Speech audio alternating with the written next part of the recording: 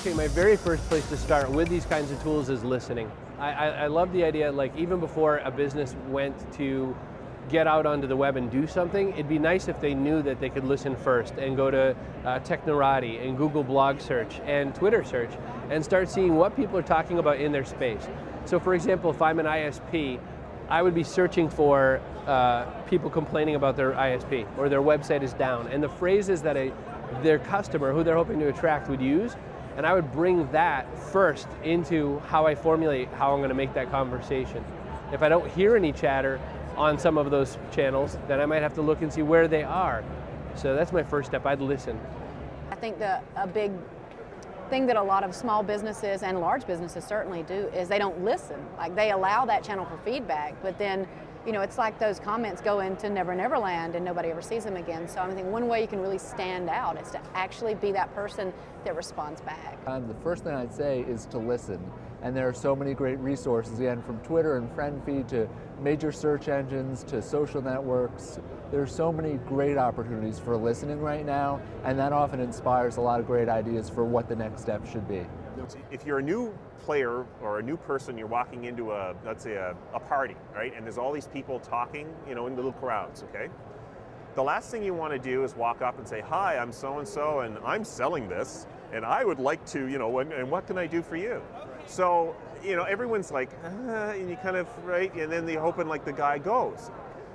The key thing is you go up and you start listening. And you start to the second part is you start learning. Who's who? What are they talking about? What are their interests? I'd start with exploring. I'd start with, this is going to sound trite, but I'd start with listening to what people are saying to see which one of the many, many tools, because remember, social media has many tools. So I'd start with taking a look at blogs.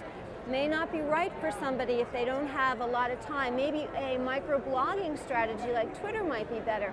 Or perhaps they don't really like to write, but maybe podcasts would be better. Or maybe what they need to do is to join a social media community. See, there are so many options, many more than when you and I started, Jeff.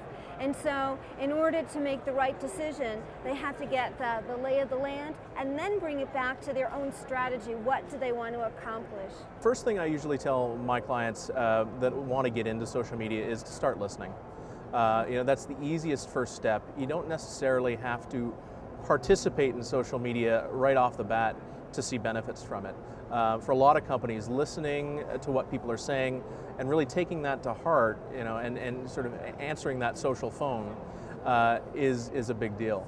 Oh, the first thing I would do would follow that same advice, and that would be, start listening, in your space and say, who are the influencers, who's already blogging, what are the prime companies, do searches on them, find out what executives are blogging, start connecting with them, start connecting with customers who are in that same space, and then really start engaging where it makes sense. So, engage where they're reading, start writing and connecting with those people. I think it's really easier than ever to do that. You can do this via search, Google Alerts.